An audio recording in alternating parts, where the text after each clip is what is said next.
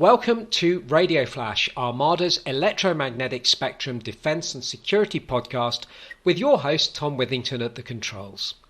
Electronic warfare arguably faces its biggest revolution since the invention of radar in the 1930s. The global advancement of artificial intelligence and machine learning are directly influencing the development of cognitive electronic warfare. In 2021, Drs. Haigh and Andrusenko published their seminal work, Cognitive Electronic Warfare, an Artificial Intelligence Approach. The book has become the standard work examining this subject. And on the 15th of August, Artec House will publish the book's second edition, an updated volume reflecting the fast pace of change being witnessed in the cognitive EW world. Karen joins us today from Minnesota to discuss her new book and its key themes. Karen, a very warm welcome to the podcast.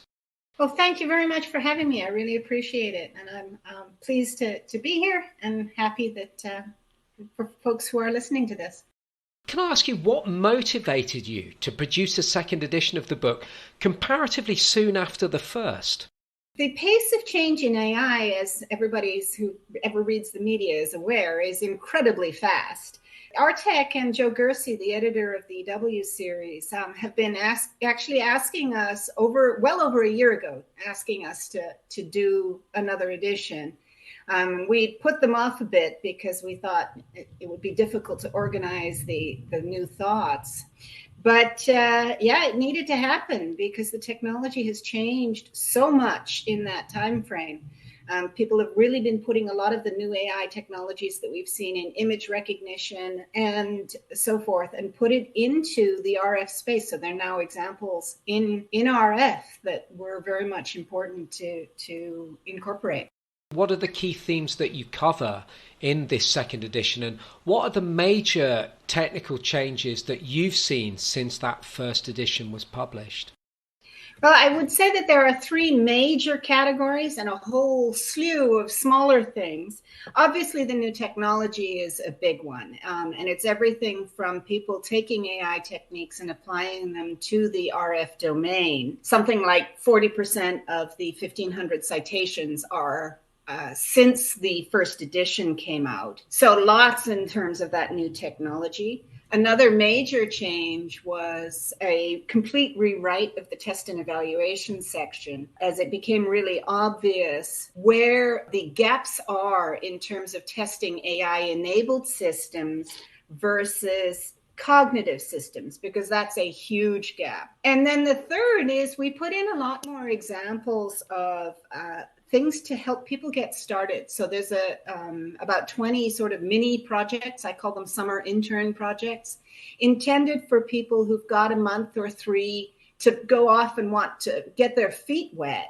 And then each of those could grow into something that is a good fit in a larger deployable system. And part of that, making it more concrete with projects, is also actually an introduction to the concepts of RF for people with an AI background. One of the things that we've discovered in the last 5 years since the first book came out is that there were a lot of AI people who were saying, wow, I now understand your problem, but I still don't understand RF. So, it's not many pages, but it's enough for an AI person to say, oh, okay, there are trade-offs to be considered. What are the sensors capable of? What are the actions that can be done? How important was it for you to clarify and define terms like artificial intelligence and machine learning, which, as you and I both know, are often used sort of quite generally in the media and general discussions, used in an interchangeable way? That is definitely a pet peeve of mine, is the fact that the media will certainly treat AI and machine learning as synonyms, almost to the extent that ChatGPT equals AI. And that honestly is such a misconception that it is very problematic for the community. I mean, AI has a variety of different core areas: knowledge management, situation assessment, decision-making, and the machine learning as core areas. So trying to highlight how the various different techniques and approaches can apply to the EW domain, I think opens the aperture significantly in terms of helping EW developers understand what and where AI might apply to their problem. The other term that becomes a problem, not just AI versus machine learning, is the difference between something that is AI enabled or has AI inside it versus a cognitive system. An AI enabled system, right, you might go off and collect some data and you build a static model, and it doesn't change after you deploy the system. That means that it isn't cognitive. Something that is cognitive, it needs to interact with the environment to learn from its own experiences. And if you think about as a human, if you get a driver's license and the day that you are tested and deployed on the road all by yourself, you quit learning, our roads would be much more dangerous than they currently are. We expect you as a human to keep learning after you have your initial driver's license. And that is the same for the ZW systems. We want them to be able to learn under the new settings because there is absolutely no way we can test and design for everything in the lab until it hits that real world setting. Do you expect to continue updating the book as time goes on, and what do you forecast as likely changes in the future? Well, so things are going to continue exploding. If you think about the growth, typical technology growth curve, it's one of those tan curves that has a very steep growth after things get going. And we are at the extreme bottom of that. We are no longer at zero, but we are barely above it. And so the amount of changes that is going to happen in the next 5 to 10 years is, I can't even imagine how many things are going to change in that time frame. As we were writing it, one of the biggest things we noticed is that we would write a sentence and then there would be a major new technology that dropped. So for example, I wrote a sentence about DeepSeek, the model that shook the world in mid-January. And it wasn't even 2 weeks before it was taken over by other models.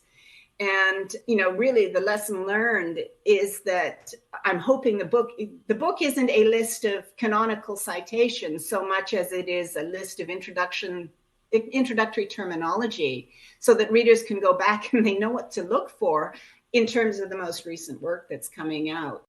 Karen, you teach and lecture all over the world on these subjects, and I'm guessing that you have a busy travel schedule ahead. I really enjoy the travel. Earlier this calendar year, I was in Sweden and Italy. Obviously, I travel all over North America teaching. Coming up for the rest of this calendar year, I've got a trip to the UK, Korea, Singapore, the Netherlands. So I am regularly traveling, and I kind of will go anywhere, especially if it looks like an interesting place to visit. In terms of my schedule, I try to keep things up to date on my Google website, which is KZ Haigh, KZHAIGH, Google website. I'm very much looking forward to continuing the discussion on this topic with you, because I know that we will be revisiting it. As you said, the technology, the applications are moving at a breakneck speed, and it's going to be very interesting to see how it develops. And I know we will continue the discussion probably at the upcoming conferences and shows and all of these places where we regularly bump into each other. So looking forward to those discussions very much, Karen. And listen, thank you very much for joining us today. Happy to be here. And if you'd like to learn more about Karen and Julia's book, or indeed purchase a copy, head over to the Artec House website at www.artechhouse.com. The book can also be ordered from all good bookshops and online retailers. But for now, that's all we've got time for. But don't forget, there's more Spectrum news and analysis at armadainternational.com/electronic-warfare. Thank you for listening.